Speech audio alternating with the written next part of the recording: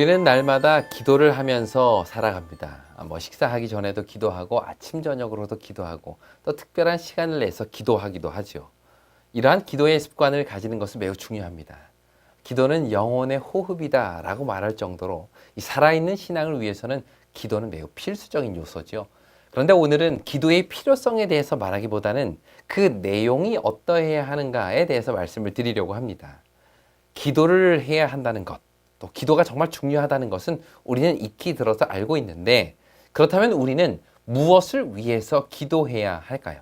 우리의 기도는 무엇을 구하는 기도여야 할까요? 오늘은 누가복음 11장에 나오는 예수님의 비유를 통해서 우리 기도의 내용에 대한 교훈을 생각해 보려고 합니다. 그럼 누가복음 11장 5절부터 8절을 제가 읽겠습니다. 또 이르시되 너희 중에 누가 벗이 있는데 밤중에 그에게 가서 말하기를 벗이여 떡 세 덩이를 내게 빌리라. 내 벗이 여행 중에 내게 왔으나 내가 먹일 것이 없노라 하면 저가 안에서 대답하여 이르되 나를 괴롭게 하지 말라. 문이 이미 닫혔고 아이들이 함께 나와 침소에 누웠으니 일어나 내게 줄 수가 없노라 하겠느냐.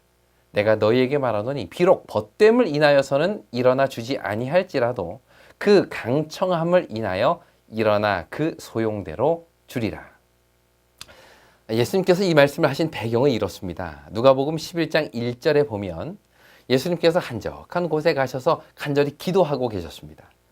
이렇게 기도를 딱 하고 오시자 제자 중에 하나가 예수님께 이런 부탁을 하죠. 예수님, 요한도 보니까 제자들에게 어떻게 기도해야 되는지를 좀 가르쳐 주셨다는데요. 저희에게도 기도하는 법을 좀 가르쳐 주십시오. 그러자 예수님께서 그들에게 가르쳐 주신 내용이 바로 우리가 잘 아는 주기도문입니다. 그 내용이 누가복음 11장 2절부터 4절까지 나옵니다.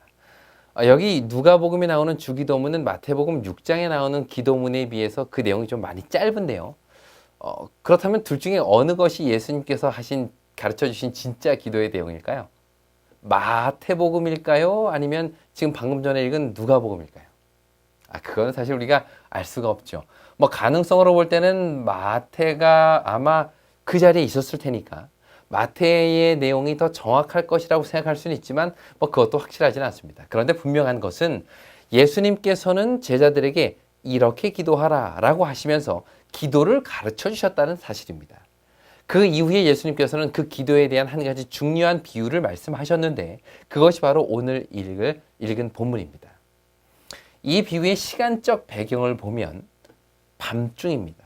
모두가 다 잠들어 있는 그 캄캄한 밤에 여행 중에 있는 친구가 문을 두드리는 이야기로 이 비유는 시작이 되죠. 어떻게 보면 참 기본적인 예의라고는 눈꼽만큼도 없는 사람인 것 같습니다. 어떻게 그 밤중에 친구의 집을 찾아올 수 있을까요? 사실 저 같으면 밖에서 노숙하는 일이 있을지언정 한밤에 친구 집 문을 두드리지는 않을 것 같습니다. 우리는 이 비유를 읽으면서 이거 좀 비현실적이다 라는 생각을 할지도 모르겠는데요. 도대체 누가 한밤중에 여행을 하겠으며 다들 자고 있는 사람들을 깨워가지고 배고프다고 밥 좀 달라고 친구 집 문을 두드릴 사람이 어디 있겠냐 하는 것입니다.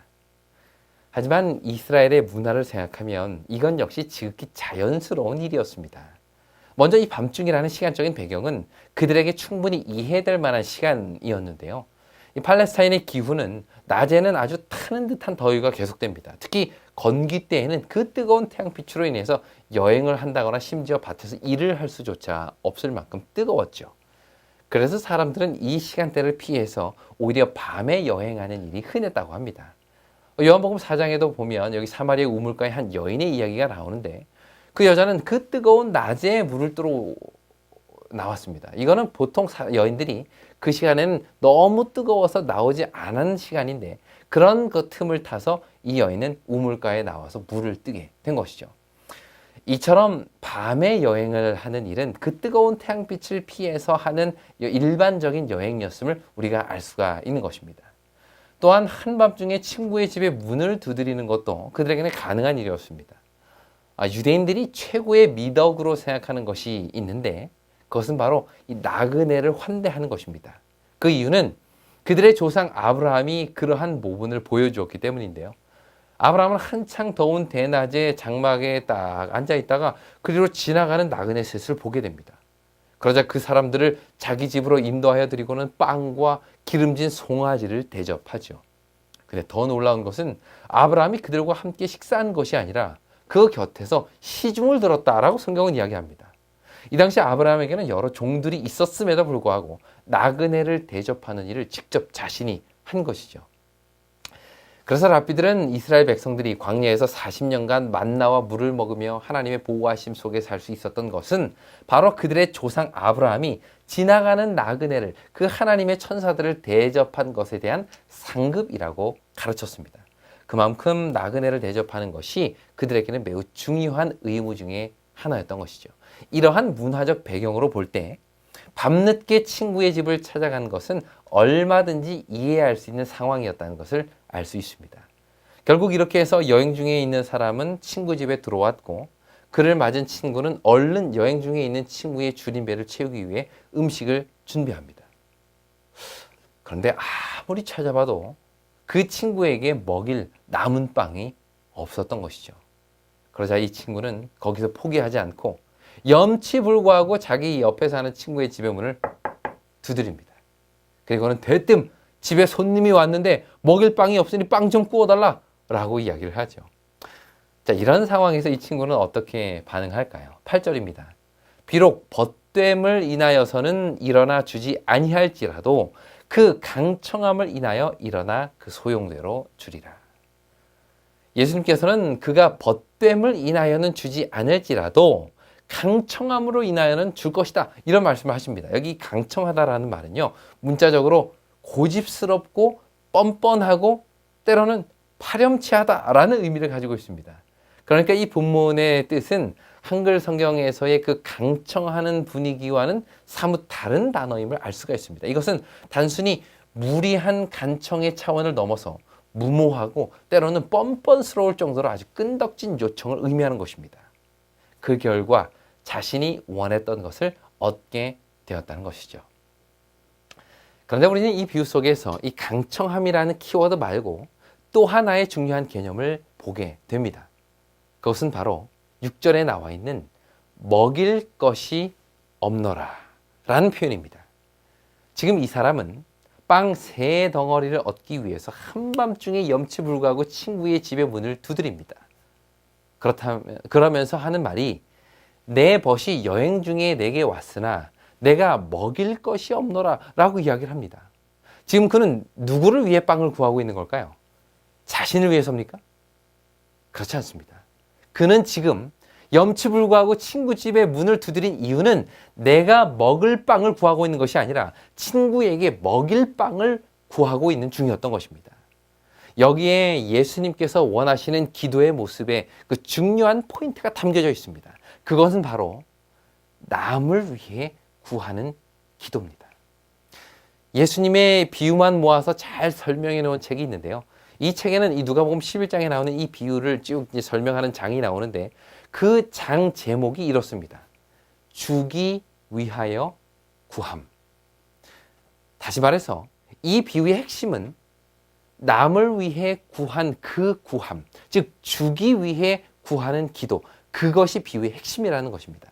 내가 먹을 것을 구하는 것이 아니라 남에게 먹을 것을 위해 밤늦도록 문을 두드렸다는 것이 이 비유의 핵심이라는 것이죠.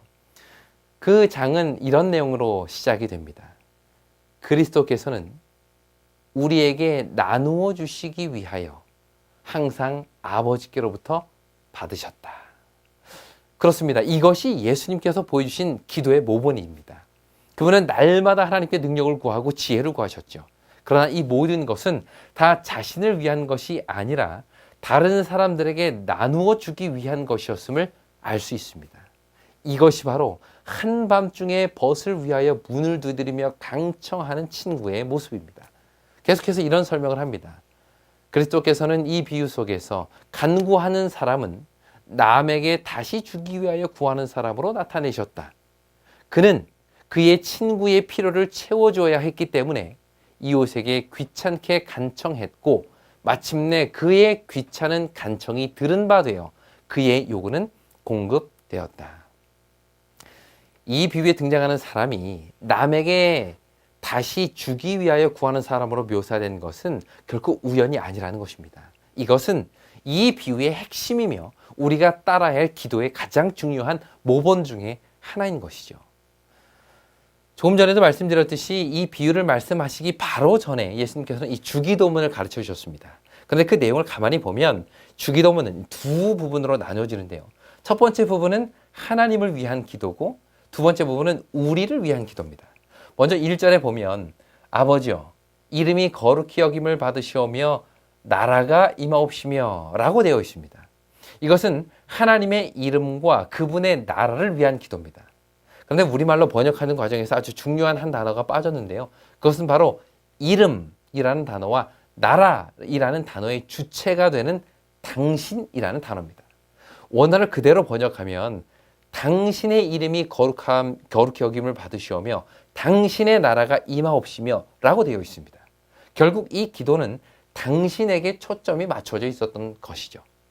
하지만 이후로 이어지는 기도는 그 내용이 다릅니다. 3절부터 보면 우리에게 날마다 일용할 양식을 주옵시고 우리가 우리에게 죄 지은 모든 사람을 용서하오니 우리 죄도 사하여 주옵시고 우리를 시험에 들게 하지 마옵소서.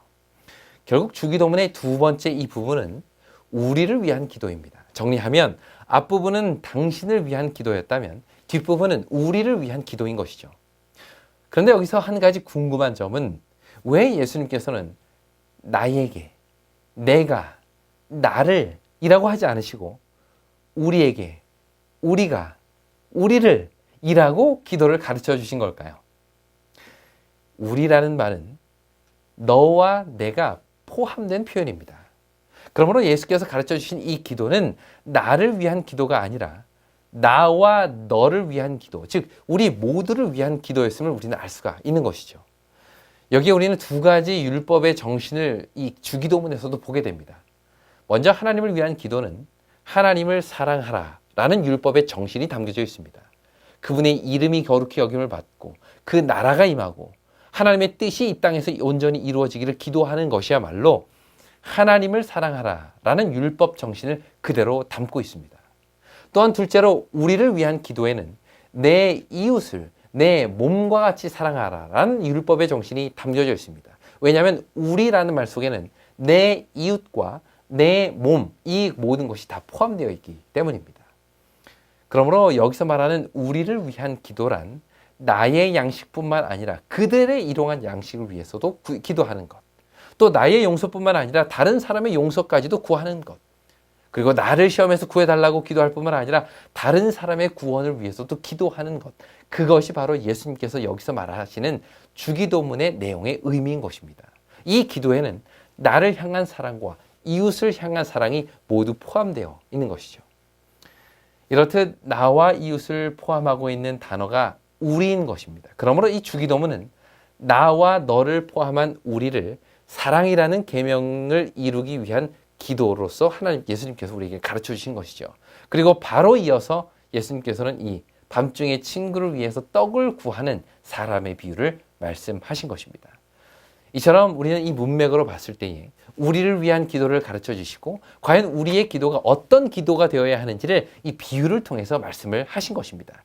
그리고 이러한 문맥에서 우리는 9절과 10절의 내용을 이해해야 되는데요. 우리 9절, 10절을 제가 읽겠습니다. 내가 또 너희에게 이르노니 구하라 그러면 너희에게 주실 것이요 찾으라 그러면 찾을 것이요 문을 두드리라 그러면 너희에게 열릴 것이니 구하는 이마다 받을 것이요 찾는 이가 찾을 것이요 두드리는 이에게 열릴 것이니라. 이 구절은 우리가 너무나 잘 알고 있는 말씀입니다. 흔히 기도의 대헌장이다 라고 불릴 정도로 아주 유명한 구절인데요. 구하고 찾고 두드리는 것이 얼마나 중요한지를 여기서 강조하고 있습니다. 하지만 이 문맥에서 보면 단순히 여기서 구하는 것은 나를 위해 구하는 것이 아니라 바로 이웃을 위해서 구하라 라는 의미입니다. 친구를 위해서 찾고 내가 먹을 떡이 아닌 먹일 떡을 위하여 문을 두드릴 때 마침내 그 기도가 응답된다는 것입니다. 이것이 예수님께서 원하시는 기도의 모습이죠. 이것이 주기도문과 그 밤에 문을 두드렸던 친구의 비유와 이 기도의 대헌장이 계속해서 이어지면서 우리에게 준 핵심 내용인 것입니다. 오늘 우리의 기도는 어떻습니까? 우리의 기도가 품고 있는 이웃은 어디까지인가요? 혹시 우리의 기도의 범위가 자꾸 이 안으로만 좁혀지고 있지는 않으십니까? 예수님께서는 오늘 우리에게 말씀하십니다. 이웃을 위하여 구하라. 먹일 떡을 위하여 찾으라. 내 기도가 필요한 바로 그 사람을 위하여 문을 두드리라. 그러면 반드시 열릴 것이다. 오늘 이 약속을 우리 마음에 새기게 되기를 바랍니다. 이웃을 위하여 기도하기를 쉬지 않을 때 그 기도는 결국 나를 위한 기도가 될 것입니다. 왜냐하면 이 우리라는 말 속에는 나도 포함되어 있기 때문입니다. 그러므로 중보 기도를 하는 자들의 삶은 자신을 위해서만 기도하는 자들보다 오히려 더 풍성할 수밖에 없습니다. 이것이 우리를 위한 기도의 힘인 것이죠. 그리고 이러한 우리를 위한 기도는 11절부터 13절에 그 절정에 이릅니다. 11절, 너희 중에 아비된 자 누가 아들이 생선을 달라면 생선 대신 뱀을 주며 알을 달라면 전갈을 주겠느냐? 너희가 악할지라도 좋은 것을 자식에게 줄 줄 알거든. 하물며 너희 천부께서 구하는 자에게 성령을 주시지 않겠느냐 하시니라. 우리를 위한 기도, 내 도움이 필요한 이웃을 위한 간구는 결국 성령에 대한 약속으로까지 이어지게 됩니다. 이것이 누가복음 11장 기도에 대한 교훈의 절정입니다. 다시 말하면 천부께서 구하는 자에게 성령을 주시지 않겠느냐라는 이 약속은 나를 위해서 구하는 것이 아니라 우리를 위해서 성령을 구하는 자들에게 비로소 성령을 주신다라는 약속입니다. 이 약속은 예수님을 통해서 증명이 되었는데요. 아까 말씀드린 실물교훈에도 보면 이 내용을 이렇게 설명을 합니다. 그는 날마다 성령의 새로운 침례를 받으셨다. 주님께서는 매일 아침 이른 시간에 일어나셔서 다른 사람에게 나누어 주시기 위하여 자기의 심령과 입술에 은혜의 기름을 바르셨다. 예수님께서는 다른 사람에게 나누어 주시기 위해서 날마다 성령의 은혜의 침례를 받으셨다는 것입니다. 이것이 구하는 자에게 성령을 주시겠다라는 약속의 의미인 것이죠. 이처럼 성령은 나누어 주기 위하여 구하는 자에게 임합니다. 내 명성, 내 능력, 내 이름을 위해서 성령을 구하는 자가 아닌 이웃을 위하여, 청중을 위하여, 성도들을 위하여 성령을 구하는 자들에게 마침내 성령은 임하신다는 것입니다.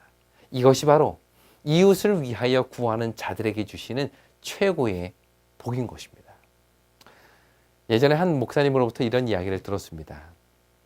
목사님께서 어느 집을 방문하고 계셨는데요. 그 방문한 집에 놀러와 있는 한 젊은 아주머니와 아이를 보게 됩니다. 초등학교 한 2학년쯤 돼 보이는 아이인데 분명히 지금은 학교 가야 될 시간인데 여기 이러고 있는 것이 이상해서 이 목사님이 물었습니다. 야, 너는 학교에 안 가니? 그랬더니 이 아이의 엄마가 얼마 전부터 아이의 몸이 좀 이상해서 병원에 갔더니 몸에 심각한 질병이 있었다는 것을 알게 되었다는 것입니다. 빨리 수술을 해야 되는데 지금 이 아이의 몸의 상태가 너무 안 좋아서 수술을 할 수는 없고 빨리 몸이 회복되면 이제 좋아져서 수술도 이제 해야 된다는 것이죠. 근데 몸이 좀처럼 회복되지 않아서 걱정이다라고 이야기를 하면서 금방 눈시울이 붉어졌습니다. 그러다 보니까 어머니에게 기대어 있던 이 아이가 참 힘이 없어 보였습니다. 이 아이가 좀 힘들구나. 그래서 목사님께서는 이 아이를 위해서 기도하고 이제 돌아오셨어요. 교회에 이제 도착을 하셨는데 한 여집사님께서 꽃꽂이를 하러 교회에 와 계셨습니다. 그래서 목사님은 이 집사님에게 이 아이에 관한 이야기를 쭉 하고는 생각날 때마다 이 아이를 위해서 좀 기도해 달라고 부탁을 드립니다. 그리고는 목사님은 이 사실을 까맣게 잊고 계셨어요. 약 한 달 정도 시간이 지났을까요? 우연히 지난번에 방문했던 집에 갔는데 그 집의 주인으로부터 그 아이의 소식을 들을 수가 있었습니다. 목사님께서 방문하신 날부터 한 일주일 후에 몸이 많이 좋아져서 수술을 받게 되었다는 것이에요. 그리고 수술도 잘 맞춰서 이제 회복 중이며 이제 곧 학교도 갈 수 있고 정상적인 생활도 할 수 있게 되었다는 이 소식을 이 집사님께서 아주 즐거운 마음으로 알려주신 것입니다. 그러면서 목사님께서 잊지 않고 늘 기도해 주신 것이 너무 감사하다는 말까지 잊지 않으셨습니다. 하지만 목사님은 사실 그날 이후로 이 아이에 대해서는 까맣게 잊고 계셨다고 해요. 미안하고 감사한 마음에 이렇게 집에 돌아오셨습니다. 그 주에 예배 시간에 이제 목사님께서는 지난번 방문을 다녀온 후에 자신이 기도를 부탁드렸던 그 꽂고자 하셨던 집사님에게 이 소식을 알렸습니다. 집사님, 제가 한 달 전쯤에 몸이 안 좋아서 수술 못하고 있는 아이에 대해서 말씀드린 적이 있죠. 아, 있다고. 그럼 기억한다고. 그때 집사님께 제가 기도해달라고 부탁했었잖아요. 그런데 이번 주에 들으니까 그 아이가 몸이 많이 좋아져서 수술도 잘 받고 이제는 건강해져서 곧 다시 학교에 갈 수 있게 되었다네요. 아, 정말 감사하죠. 근데 이 말을 듣는 순간 이 집사님의 눈에 눈물이 이렇게 맺히면서 흐르더라는 겁니다. 그 모습을 본 순간 이 목사님은 집사님께서 얼마나 간절히 이 아이를 위해서 기도해 왔는지를 느끼실 수가 있었대요. 생전 얼굴 한번 본 적도 없고 알지도 못하는 아이였지만 그 아이에게 지금 나의 기도가 필요하다는 것을 안 이 집사님께서는 그 아이를 위한 기도를 쉬지 않으셨던 것입니다. 간절히 그 아이를 위하여 기도하고 응답해 주실 것을 하나님께 눈물로 기도했던 것이죠. 이것이 기도의 넓이를 넓힌 사람의 모습인 것입니다. 이것이 오늘 저와 여러분의 모습이 되어야 하지 않겠습니까? 우리는 네, 함께 기도하겠습니다. 문제가 잘 해결되길 기도할게요. 라는 말을 너무도 쉽게 합니다. 그러나 정작 우리는 그것을 위하여 기도하는 일을 너무 쉽게 잊어버리고 사는 것이 우리의 모습이죠.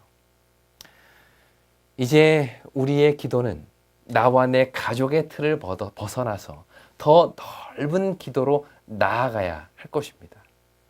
우리의 기도의 한계가 내 가족을 넘어서 내 기도를 필요로 하는 모든 사람들을 향해 뻗어나갈 때 우리의 삶 자체도 더욱 풍성해질 것입니다.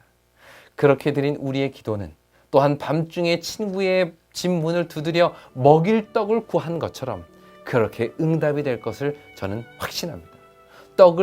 먹을 떡만을 위해 구하는 것이 아니라 먹일 떡을 위해 구하는 삶. 나의 일용할 양식만을 구하는 것이 아니라 우리의 양식을 위하여 구할 수 있는 그 마음. 그 마음이 오늘 우리 모두의 마음이 되기를 간절히 바랍니다. 한 사람의 기도의 범위는 결국 그 사람의 사역의 범위를 결정합니다. 땅끝까지 복음을 전파하라라는 그 예수님의 말씀은 결국 우리의 기도의 범위를 땅끝까지 넓히라는 뜻이겠죠. 우리의 기도가 세상을 품을 수 있게 되기를 간절히 바랍니다. 마지막으로 한 말씀 읽어드리겠습니다. 우리의 기도는 우리 자신만을 위하여 하는 이기적인 간구가 되어서는 안 된다. 우리는 남에게 주기 위하여 구하여야 한다. 그리스도의 생애의 원칙이 우리 생애의 원칙이 되어야 한다. 이것이 오늘 이 비유가 주는 핵심입니다. 남을 위하여 구하는 기도, 내 도움이 필요한 그 사람을 위하여 간청하는 기도, 남에게 주기 위한 기도, 이 기도가 오늘 저와 여러분들의 기도가 되기를 간절히 바랍니다. 그러므로 구하는 자에게 성령을 주시지 않겠느냐라는 이 약속이 우리 모두의 삶 속에서 충분히 성취되기를 간절히 바랍니다. 진리횃불 웹사이트에는 이 시대를 위한 하나님의 말씀이 준비되어 있습니다. 다음과 같은 성경 연구 자료를 통해서 하나님을 더 깊이 만나게 되길 간절히 바랍니다.